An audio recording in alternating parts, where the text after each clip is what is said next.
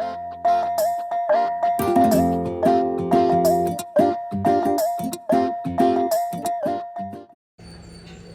ನಮಸ್ಕಾರ ಎಲ್ಲರೂ ಹೇಗಿದ್ದೀರಾ? Welcome back to my YouTube channel.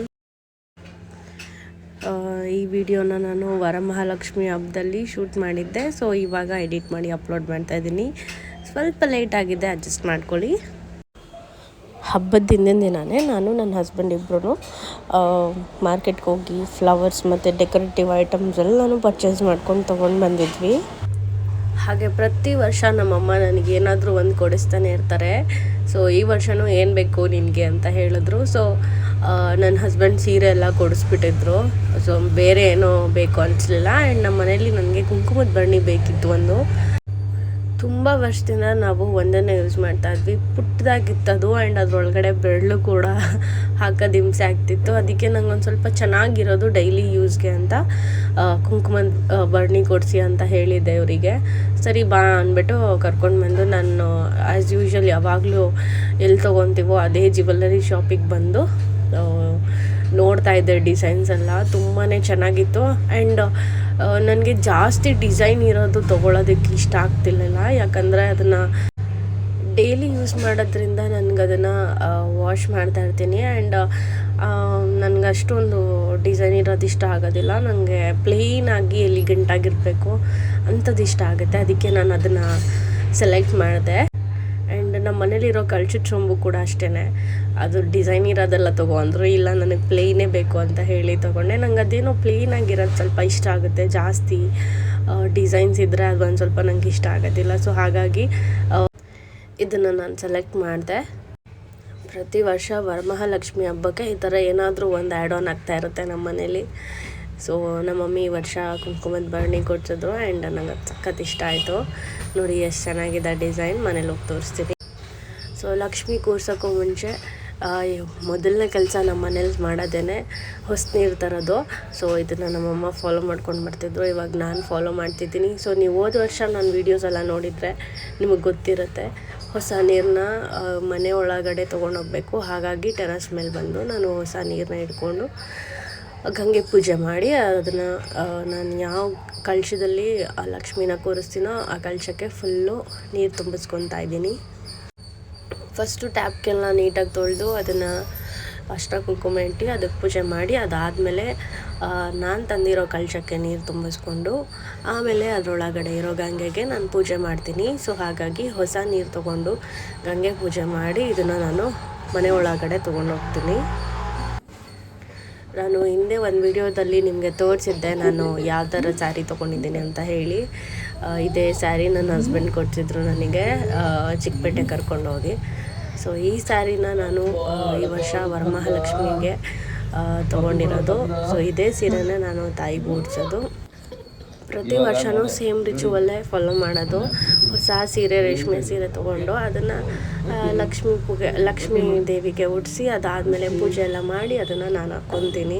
ಮುಂಚೆ ಮಮ್ಮಿ ಹಾಕ್ಕೊತಿದ್ರು. ನಾನು ಸ್ಯಾರಿ ಹಾಕ್ಕೊಳಕ್ಕೆ ಸ್ಟಾರ್ಟ್ ಮಾಡಿದ್ಮೇಲೆ ನಾನು ಹಾಕ್ಕೊತೀನಿ. ಇಲ್ಲಿ ನನ್ನ ಹಸ್ಬೆಂಡ್ ಡೆಕೋರೇಟ್ ಮಾಡೋಕ್ಕೆ ಅಂತ ಹಿಂದೆ ಎಲ್ಲ ಅರೇಂಜ್ಮೆಂಟ್ ಮಾಡಿಬಿಟ್ಟು ಅವ್ರು ಫ್ರೀ ಇದ್ದಾಗ ಸೊ ಅವರು ಅಂಗಡಿಗೆ ಹೋದ್ರು, ಕೆಲಸ ಇತ್ತಂತ ಹೇಳಿ. ಅಷ್ಟರಲ್ಲಿ ನಾನು ಲಕ್ಷ್ಮಿಗೆ ಸೀರೆ ಉಡ್ಸ್ಕೊಬೇಕಿತ್ತಲ್ಲ, ಅದೇ ದೊಡ್ಡ ಟಾಸ್ಕ್ ಅಂದ್ಕೊಳ್ಳಿ. ವರಮಹಾಲಕ್ಷ್ಮಿ ಹಬ್ಬದಲ್ಲಿ ಲಕ್ಷ್ಮಿಗೆ ಸೀರೆ ಉಡ್ಸೋದಿದೆಯಲ್ಲ, ಅದೊಂದೇ ಬಿಗ್ ಟಾಸ್ಕ್. ಅದೊಂದು ಮುಗ್ದೋಗ್ಬಿಟ್ರೆ ಎಲ್ಲ ಹಬ್ಬನೂ ಬೇಗ ಆಗೋಗ್ಬಿಡುತ್ತೆ ಎಲ್ಲ ಕೆಲಸನೂ. ಸೊ ಹಾಗಾಗಿ ನಾನು ಸಂಜೆನೇ ಸ್ಟಾರ್ಟ್ ಮಾಡ್ಕೊಂಡ್ಬಿಟ್ಟಿದ್ದೆ ನೀಟಾಗಿ ಸೀರೆ ಉಡಿಸ್ಬೇಕಂತ ಹೇಳಿ.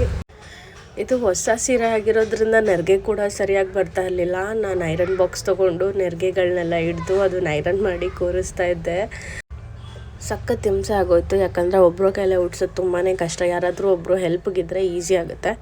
ಆ್ಯಂಡ್ ಮಮ್ಮಿ ಹಸ್ಬೆಂಡ್ ಇಬ್ಬರೂ ಅಂಗಡಿಯಲ್ಲಿದ್ದರು. ಅಮ್ಮ ಅಲ್ಲಿ ನೋಡ್ಕೊತಿದ್ರು. ಆ್ಯಂಡ್ ಹಸ್ಬೆಂಡ್ ಐಟಮ್ ತರೋಕ್ಕೆಲ್ಲ ಹೋಗ್ತಾಯಿದ್ರು. ಸೊ ಹಾಗಾಗಿ ಒಬ್ಳ ಕೈಲೇ ಮಾಡೋದು ಸಖತ್ ರಿಸ್ಕ್ ಆಗೋಯಿತು. ಆ್ಯಂಡ್ ನಮ್ಮ ಮಮ್ಮಿ ಫ್ರೆಂಡ್ ಮನೆಗೆ ಬೇರೆ ಕಳಿಸ್ಬಿಟ್ಟಿದ್ರು ಅಲ್ಲೂ ಉಡಿಸ್ಕೊಡು ಅಂತ. ಅಲ್ಲಿ ಉಡಿಸಿ ನಾನು ಮನೆಗೆ ಬಂದು ಮಾಡೋ ಅಷ್ಟರಲ್ಲಿ ತುಂಬಾ ಟಯರ್ಡಾಗಿ ಹೋಗಿತ್ತು. And after all struggles final output ಈ ಥರ ಇದೆ ನೋಡಿ. ಆ್ಯಂಡ್ ನಂಗಂತೂ ಸಖತ್ ಇಷ್ಟ ಆಯಿತು. ತುಂಬ ಚೆನ್ನಾಗಿ ಕಾಣಿಸ್ತಾ ಇತ್ತು ಸೀರೆ. ಆ್ಯಂಡ್ ನೆರಿಗೆ ಕೂಡ ತುಂಬ ಚೆನ್ನಾಗಿ ಬಂತು. ನೋಡೋದಕ್ಕೆ ತುಂಬ ಚೆನ್ನಾಗಿ ಕಾಣಿಸ್ತಾ ಇತ್ತು. ಸೊ ಇದನ್ನು ನಾನು ಈ ಥರ ರೆಡಿ ಮಾಡಿ ಇಟ್ಕೊಂಡಿದ್ದೀನಿ. ಪಾಪ ನನ್ನ ಹಸ್ಬೆಂಡ್ ಕೆಲಸ ಮುಗಿಸ್ಕೊಂಡು ಬಂದು ಅದಾದಮೇಲೆ ಮಾರ್ಕೆಟ್ಗೆ ಹೋಗಿ ನನ್ನನ್ನು ಕರ್ಕೊಂಡು ಹೋಗಿದ್ರು ಜೊತೆಗೆ. ಮಾರ್ಕೆಟ್ಗೆ ಹೋಗಿ ಫ್ಲವರ್ಸ್ ಎಲ್ಲ ತೊಗೊಂಡು ಬಂದರು. ಸೊ ನಾನು ಅವ್ರಿಗೆ ಸ್ವಲ್ಪ ಹೆಲ್ಪ್ ಮಾಡ್ತಾಯಿದ್ದೆ. ಅವರೆಲ್ಲನೂ ಅರೇಂಜ್ ಮಾಡ್ತಾಯಿದ್ರು. ಅವ್ರಿಗೆ ಈ ಥರ ಡೆಕೋರೇಟ್ ಮಾಡೋದಂದರೆ ಸಖತ್ ಇಷ್ಟ. ಆ್ಯಂಡ್ ಫ್ಲವರ್ಸ್ ಎಲ್ಲ ನಿನಗೆ ಯಾವ ಥರ ಬೇಕೋ ಅದನ್ನ ಏನು ಬಂದು ಸೆಲೆಕ್ಟ್ ಮಾಡು ಅಂತ ಹೇಳಿ ನನ್ನ ಕರ್ಕೊಂಡು ಹೋಗಿದ್ರು. ನಾವು ಹೋದಾಗ ಮಿಡ್ನೈಟ್ 3 ಆಗಿತ್ತು, 2:30, 3 ಆಗಿತ್ತು. ಆವಾಗ ಹೋಗಿ ನಾನು pink with white flower select ಮಾಡಿದ್ದೆ. ತುಂಬ ಚೆನ್ನಾಗಿ ಕಾಣಿಸ್ತು. ಆ್ಯಂಡ್ ನಾನು ನನ್ನ ಹಸ್ಬೆಂಡ್ ಒಂದು ಕಡೆ ಶಾಪಿಂಗ್ ಹೋಗಿದ್ವಾ. ಅಲ್ಲಿ ನನಗೆ ಇದನ್ನು ನೋಡಿದಾಗ ತುಂಬಾ ಇಷ್ಟ ಆಗೋಯಿತು. ಎಷ್ಟು ಚೆನ್ನಾಗಿತ್ತು ಅಂದರೆ ಗಜಲಕ್ಷ್ಮಿ ಇರೋ ಥರ ಕಾಣಿಸ್ತಾ ಇತ್ತು. ಆ್ಯಂಡ್ ಇದನ್ನು ಫ್ಲವರ್ ಹಾಕೋದಕ್ಕೆ ಅಥವಾ ಮಧ್ಯದಲ್ಲಿ ದೇವ್ರನ್ನ ಇಟ್ಟು ಸುತ್ತ ಡೆಕೋರೇಟ್ ಮಾಡೋದಕ್ಕೆ ತುಂಬಾ ಚೆನ್ನಾಗಿ ಕಾಣಿಸುತ್ತೆ. ಹಾಗಾಗಿ ನಾನು ಇದನ್ನು ತೊಗೊಂಡೆ. ಸಖತ್ ವೆಯ್ಟ್ ಇದೆ ಆ್ಯಂಡ್ ನೋಡೋದಕ್ಕೂ ತುಂಬ ಚೆನ್ನಾಗಿದೆ. ನಾನಿದು ನೋಡಿ ಸಿಕ್ಕಾಪಟ್ಟೆ ಇಷ್ಟಪಟ್ಬಿಟ್ಟೆ. ಅದನ್ನು ನೋಡಿದ ತಕ್ಷಣ ನನ್ನ ಹಸ್ಬೆಂಡ್ ನಿನಗೆ ಬೇಕಾ, ಸರಿ ತಗೋ ಅಂತ ಹೇಳಿ ಪಟ್ಟಂತ ಕೊಡಿಸ್ಬಿಟ್ರು. ನನಗಂತೂ ಸಖತ್ ಇಷ್ಟ ಆಗೋಯಿತು. ಯಾಕಂದರೆ ನನಗೆ ಆನೆ ಅಂದರೆ ಸಖತ್ ಇಷ್ಟ. ನನ್ನ ಮಗುಂಗೂ ಆನೆ ಅಂದರೆ ಸಿಕ್ಕಾಪಟ್ಟೆ ಇಷ್ಟ. ಆನೆಯಿಂದ ಏನಾದರೂ ಮಾಡಿದರೆ ಅಥವಾ ಯಾವುದಾದ್ರೂ ಥಿಂಗ್ಸ್ ಇದ್ದರೆ ನೋಡೋದಕ್ಕೆ ನಂಗೆ ಸಿಕ್ಕಾಪಟ್ಟೆ ಇಷ್ಟ, ತೊಗೋಬೇಕು ಅಂತ ಆಸೆ. ಆ್ಯಂಡ್ ಈ ಥರ ತೊಗೋಬೇಕು ಅಂದ್ಕೊಂಡಿದ್ದೆ, ಬಟ್ ಆನೆದು ಡಿಸೈನ್ ಸಿಗುತ್ತೆ ಅಂತ ಗೊತ್ತಿರಲಿಲ್ಲ. ಆ್ಯಂಡ್ ಸಖತ್ ಇಷ್ಟ ಆಗೋಗಿತ್ತು ನೋಡಿದ ತಕ್ಷಣವೇ. ಅಷ್ಟರಲ್ಲಿ ನನ್ನ ಹಸ್ಬೆಂಡು ನಿಂಗೆ ಇಷ್ಟ ಆದಮೇಲೆ ತೊಗೊಳ್ಳೋದೆ ಅಂತ ಹೇಳಿ ಕೊಡಿಸ್ಬಿಟ್ರು ನನಗೆ. ಆ್ಯಂಡ್ ಎಷ್ಟು ಚೆನ್ನಾಗಿದೆ ನೋಡಿ. ನಿಮಗೂ ಇಷ್ಟ ಆಯಿತಾ ಕಮೆಂಟ್ ಮಾಡಿ. ಸೊ ಅರ್ಲಿ ಮಾರ್ನಿಂಗ್ 4 ಎಲ್ಲ ಕೆಲಸನೂ ಮುಗೀತು ಡೆಕೋರೇಷನ್ದು. ಸೊ ಅದು ಈ ಥರ ಕಾಣಿಸ್ತಾ ಇತ್ತು. ನನ್ನ ಹಸ್ಬೆಂಡ್ ಏನಾದರೂ ಒಂದು ಕ್ರಿಯೇಟಿವ್ ಆಗಿ ಮಾಡ್ತಾರೆ, ನಂಗೆ ಅದು ಸಖತ್ ಇಷ್ಟ ಆಗುತ್ತೆ. ಆ್ಯಂಡ್ ನನಗೆ ಈ ಫ್ಲವರ್ ಕಾಂಬಿನೇಷನ್ ಸಖತ್ ಇಷ್ಟ ಆಗ್ತಿತ್ತು. ಮಧ್ಯದಲ್ಲಿ ಜಿಪ್ಸಿ ಆ್ಯಡ್ ಮಾಡಿದ್ದಾರೆ ಹೈಲೈಟ್ಸ್ಗೆ. ಹೇಗಿದೆ ಡೆಕೋರೇಷನ್ ಅಂತ ಕಮೆಂಟ್ ಮಾಡಿ. ಆ್ಯಂಡ್ ನಾನು ಕೂಡ ಎಲ್ಲನೂ ಅರೇಂಜ್ ಮಾಡ್ಕೊತಾ ಇದ್ದೆ. ಸೊ ಮಧ್ಯದಲ್ಲಿ ವಿನಾಯಕನ ಇಟ್ಬಿಟ್ಟು ಸುತ್ತ ನಾನು ರೋಸ್ನ ತಂದಿದ್ದೆ, ಅದರಲ್ಲಿ ಡೆಕೋರೇಟ್ ಮಾಡಿದ್ದೀನಿ. ಆ್ಯಂಡ್ ತುಂಬಾ ಮುದ್ದಾಗಿ ಕಾಣಿಸ್ತಾ ಇದೆ ನೋಡಿ. ಇದು ಯಾವುದೇ ಹಬ್ಬ ಇರಲಿ, ಯಾವುದೇ ಪೂಜೆ ಇರಲಿ, ಮೊದಲು ವಿನಾಯಕನಿಗೆ ಸಲ್ಲಿಸಬೇಕು. ಹಾಗಾಗಿ ನಾನು ಲಕ್ಷ್ಮಿ ಕೂರಿಸಿರೋದ್ರ ಮುಂದೆನೇ ಇಟ್ಟಿದ್ದೀನಿ ವಿನಾಯಕನ. ಅಮ್ಮ ಕೂಡ ನೈಟೆಲ್ಲ ಎದ್ದಿದ್ದು ಹೆಲ್ಪ್ ಮಾಡಿ ತಿರ್ಗಾ ಬೆಳಗ್ಗೆ ಎದ್ದು ಸ್ನಾನ ಮಾಡಿಕೊಂಡು ದೇವಿಗೆ ಹೂವಿನ ಅಲಂಕಾರ ಎಲ್ಲ ಮಾಡ್ತಾಯಿದ್ರು. ಅಷ್ಟರಲ್ಲಿ ನಾನು ಸ್ನಾನ ಮಾಡ್ಕೊಂಡು ಬರೋಣ ಅಂತ ಹೋದೆ. ಆ್ಯಂಡ್ ನೋಡಿ, ಇದು ಇನ್ನೊಂದು ಹಾರ ಕಟ್ಟಿದ್ದೆ ನಾನು. ನಮ್ಮನೆಗೆ ನಿನ್ನೆ ನೈಟೇ ಕಟ್ಬಿಟ್ಟಿದ್ದೆ ಮಲ್ಲಿಗೆ ಹೂವಿನ ಹಾರ. ಆ್ಯಂಡ್ ನಮ್ಮ ಮಮ್ಮಿ ಯಾರಿಗೋ ಬೇಕಿತ್ತು ನನ್ನ ಫ್ರೆಂಡ್ಗೆ ಅಂತ ಹೇಳಿದ್ರು ಅಂದ್ಬಿಟ್ಟು ತಿರ್ಗಾ ಅವ್ರಿಗೂ ಒಂದು ಹಾರ ಕಟ್ಕೊಟ್ಟೆ. ಒಂದು ಅರ್ಧ ಗಂಟೆಲಿ ಮಾಡಿಬಿಟ್ಟೆ. ಎಷ್ಟು ಚೆನ್ನಾಗಿ ಕಾಣಿಸ್ತಿದೆ ನೋಡಿ. ಮಲ್ಲಿಗೆ ಹೂವಿನ ಹಾರ ಲಕ್ಷ್ಮಿ ಮೇಲೆ ಹಾಕೋದಕ್ಕೇ ನಮ್ಮ ಮನೆಗೆ ಅಂದ್ಬಿಟ್ಟು ಆಲ್ರೆಡಿ ಒಂದು 10 ದಿಂಡು ಕಟ್ಟಿ ಒಂದು ಹಾರ ಮಾಡಿಟ್ಟಿದ್ದೆ. ಆ್ಯಂಡ್ ಮಾರ್ಕೆಟಿಂದ ಹೂವು ತಂದಿರೋದ್ರಿಂದ ಹಿಂದಿನ ದಿನವೇ ನಾನೆಲ್ಲ ಮಾಡ್ಕೊಂಡ್ಬಿಟ್ಟಿದ್ದೆ. ಸೊ ಲಕ್ಷ್ಮಿಗೆ, ನಮ್ಮ ಮನೆ ಲಕ್ಷ್ಮಿಗೂ ಕೂಡ ನಾನು ಮಲ್ಲಿಗೆ ಹೂವಿನ ದಿಂಡನ್ನ ನಾನೇ ಕೈಯಾರೆ ಕಟ್ಟಿದ್ದೆ. ಮಾಮಿ ಕೈ ಮುಗಿ, ಕೈ ಮುಗಿ ಬಬ್ಬು, ಕೈ ಮುಗಿ. ಚೆನ್ನಾಗೈತಾ ಮಾಮಿ? ಮಾಮಿ ಚೆನ್ನಾಗೈತಾ?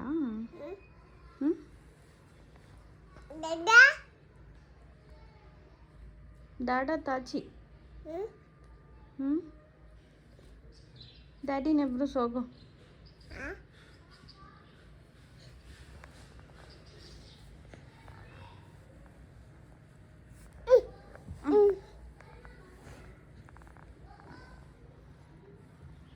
ಎಬ್ರು ಸೋಗು ಡ್ಯಾಡಿನ.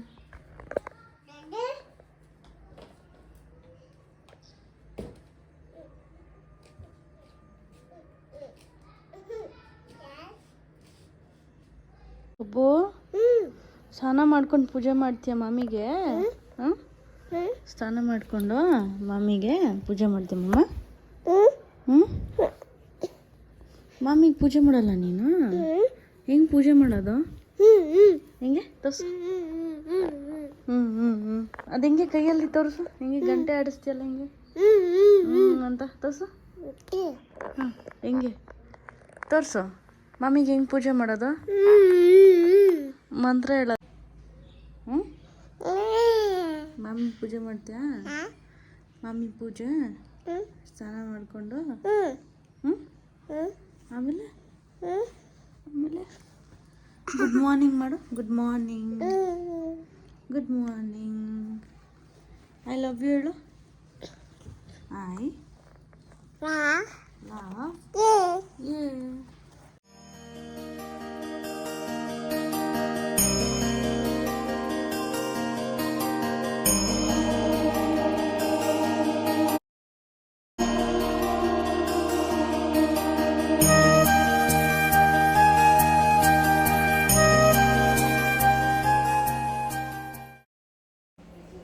ನೋಡಿ ಅವರಪ್ಪ ಶಬರಿಮಲೆಗೆ ಹೋಗಿದ್ರ, ಅಲ್ಲಿ ಗುರುವಾಯೂರಲ್ಲಿ ಇವನಿಗೆ ಅಂತ ಹೇಳಿ ಈ ಪಂಚೆ ಮತ್ತು ಶರ್ಟ್ನ ತಂದಿದ್ರು. ಬಟ್ ಇವನಿಗೆ ಹಾಗೇ ಇರಲಿಲ್ಲ, ತುಂಬ ಪುಟ್ಟ ಮಗು ಅವಾಗ. ಈಗ ಎಷ್ಟು ನೀಟಾಗಿ ಫಿಟ್ಟಿಂಗ್ ಇದೆ, ನನಗಂತೂ ಸಖತ್ ಇಷ್ಟ ಆಯಿತು. ಗುರುವಾಯೂರ್ ಕೃಷ್ಣಂದು ಫೋಟೋ ಇತ್ತು, ಅವ್ನು ಹಾಕಿದ ಶರ್ಟ್ ಮೇಲೆ ಸಖತ್ ಎಲಿಗೆಂಟಾಗಿತ್ತು. ನನಗಂತೂ ಕಚ್ಕೊಂಡು ತಿನ್ಬೇಕು, ಇವನ್ನ ಅಷ್ಟು ಮುದ್ದ ಕಾಣಿಸ್ತಾ ಇದ್ದ. No evil eyes please.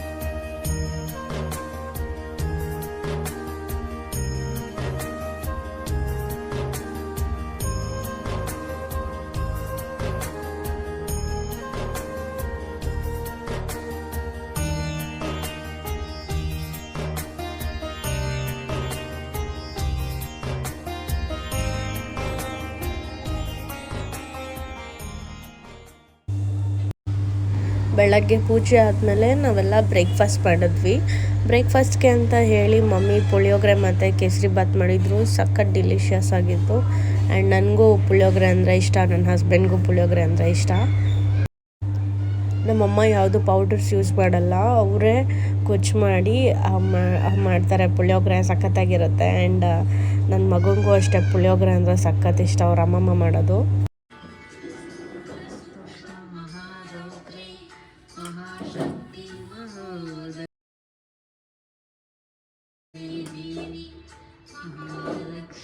ತಿನ್ನಿಸ್ತಾ ಪಪ್ಪನ್ಗೆ ತಿನ್ನಿಸ್ತಾ. Lakshmi ನಮಸ್ತುತೆ, Lakshmi ನಮಸ್ತುತೆ.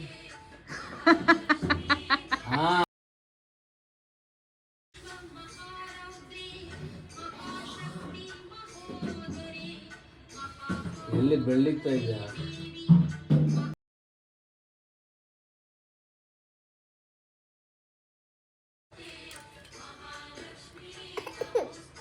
Ayyappa, ಗೊತ್ತಾ ಹುಳಿ ಇಲ್ವಾ? ಹುಳಿ ಇಲ್ವಾ? ಅವನಿಗೆ ಹುಳಿನೇ ಫೇವ್ರೇಟ್. ಚಪ್ರಸ್ಕೊಂತೀನಿ. ಅತ್ತ ಕಾಳಿದಾಸ ಇತ್ತ ರವಿವರ್ಮ ನಿನ್ನ ಹಿಂದೆ ಬಂದರು, ಅಂದವಾ ಹೊಗಳಲು ನಿನ್ನ ಮುಂದೆ ಮೌನವೇ. ಅತ್ತ ಊರ್ವಶಿಯು ಇತ್ತ ಮೇನೆ ಕಂಡರೆ ನಡುವೆ ಹುಳುಕುತೆ ಅಲ್ಲವೇ, ನಿನ್ನ ಬಿಟ್ಟರೆಲ್ಲವೇ ಅಲ್ಲ. ನೀನು ಅಲ್ಲಿಂದ ತೇರಲ್ಲಿ ಇಲ್ಲೊಂದು ಹೃದಯ ಕೋಟೆ ಇದೆ, ಇಲ್ಲಿ ಕಾವಲಿದೆ, ಎಲ್ಲ ಕಾವಲು ದಾಟಿದ ಚೋರಿಯು ನೀನೇನಾ. ಎತ್ತರು ಬಲು ಎತ್ತರ ಎತ್ತರ ನಿನ್ನಂದವೇ ಬಲೆ ಬಲೆ ಚಂದ ನೀನು. ಮಿಂಚು ಕೂಡ ನಾಚುವ ಮಿಂಚಿನ ಬಳ್ಳಿ ನೀನು. ಹೊಗಳಲು ಪದಪುಂಜ ಸಾಲದು, ನಿನ್ನ ಕಣ್ಗಳ ಕಾಂತಿಗಳಿಂದನೇ ತಾನೇನೆ. ನೀನು ಹೆಜ್ಜೆ ಇಟ್ಟಲ್ಲೆಲ್ಲೆಲ್ಲಾನು ಕಾಲಡಿ ಹೂವಾಗಿ ಬರಬೇಕು. ಬಲೆ ಬಲೆ ಚಂದದ ಹಬ್ಬ ಅಂತ ಹೇಳಿ ನಾವು ಅಂಗಡಿನ ಕ್ಲೋಸ್ ಮಾಡಿದ್ವಿ. ವರ್ಷಕ್ಕೆ ಒಂದು ಹಬ್ಬ ಬರೋದು, ನೆಮ್ಮದಿಯಾಗಿ ಮಾಡಬೇಕು.